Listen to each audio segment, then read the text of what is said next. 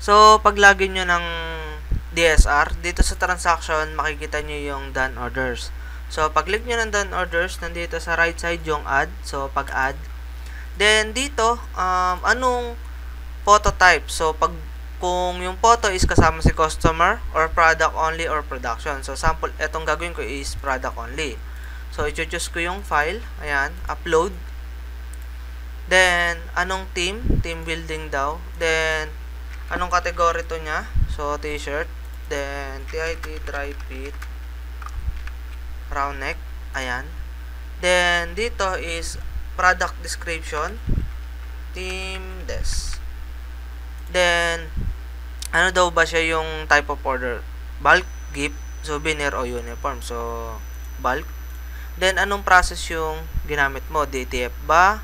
Embro, or silk screen, or ganun. Then, DTF. Pag finalize kasi neto, ayan. So, meron na tayong done orders. Then, si coordinator na ang magre-rating neto kung ano yung rating nila. So, ganun lang siyang gagawin.